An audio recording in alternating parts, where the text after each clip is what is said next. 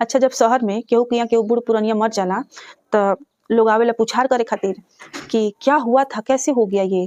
तब वो घर के लोग कही का कि अरे बुजुर्ग थे, बीमार चल रहे थे तो चल बसे। तो कहल अच्छा, अच्छा।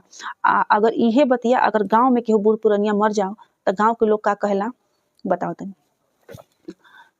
केहू जाई पुछार करे कि का भई रहल ह ये दादा, कैसे चल गइने? तब कहिलो आवा हेने, उने से का पूछतानी, हेने आके बैठी, हेने हमनी के लगवा तनी आके बैठी। कहिलो का कि अरे का बताई हो, अभी भोरे-भोरे गई रहने हैं खेते की ओर। ओइजा से अइला के बाद से दतवन कइने हैं, कइला के बाद से चाह ओह देनी है, जा चाय ओह पी के निमने-निमने एकदम बोलने ह, बतियैने ह, चायवा में तनी चिनिया कम रहल ह त ओकरा खातिर बड़ी फजीहत कइने ह, बड़ी फजीहत कइने ह।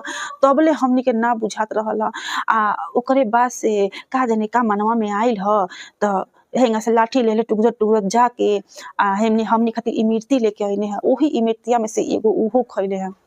हमनी के कहीं जा कि काहे आज इमरती लिया के देताने, काहे कोनो ना कोनो तो बात बाटे, लेकिन तनको एथी से हमनी के लगबे नाहीं कइलक कि उ जइहें। ओकरे बाद से अइने ह, अइला के बाद से नहाइल, धोआइल, कुली साबुन लगा-लगा, रगड़-रगड़ कुली नहइने ह। नहइला के बाद से कुली निमन कपड़ा-उपड़ा पहिन के निमने हमनी के खाना देनी ह जा, भात, दाल, तरकारी, चटनी, कहने कि अचारो दलो त अचार देनी है जा कुली।